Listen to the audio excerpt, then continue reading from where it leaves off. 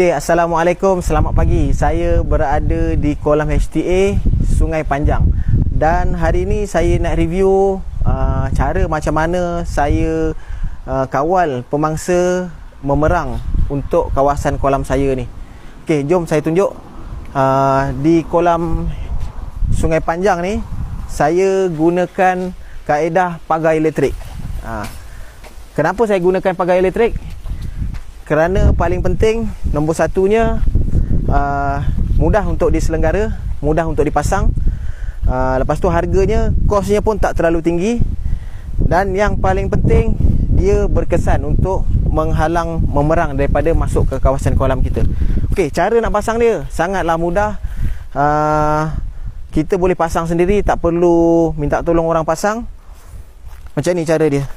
Kita cuma perlu beli saja mesin ni, mesin elektrik ni. Harga dia tak terlalu mahal. Ada yang 300 lebih, ada yang sampai 500. Boleh cari dekat online, ataupun boleh carilah dekat kedai-kedai yang boleh, yang jual mesin pagar elektrik ni.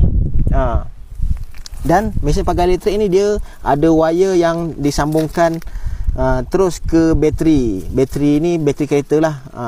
Boleh pakai yang kecil sikit pun boleh, yang besar pun lebih baik lah. Kalau besar tu dia tahan lah lama, sampai seminggu, kadang-kadang 2 minggu pun boleh tahan.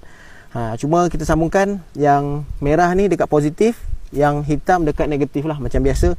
Dan dekat pagar elektrik ni dia ada dua. Satu, sambungkan wire. Ni wire dia samalah macam ni, wire pagar elektrik ni sambungkan untuk dia mengalir ke bumi. Jadi sambung ke wayar bumi. Kita cucuk besi ni supaya besi ni akan mengalirkan elektrik ke bumi. Dan satu lagi, ini adalah yang akan menghasilkan elektrik. Ni tali yang ada dawai-dawai ni lah yang akan menghasilkan elektrik.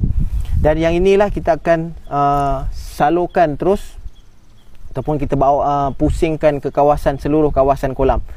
Dan kita kena pastikan wayar ni tak tersentuh dengan bumi. Kalau tersentuh dengan bumi ataupun dia short dekat tanah ni, pagar dia punya kekuatan elektriknya akan berkurangan, dan akan menyebabkan bateri cepat habis. Jadi macam mana kita nak buat? Kita gunakan alatan yang tidak penebat lah, yang tak mengalirkan elektrik.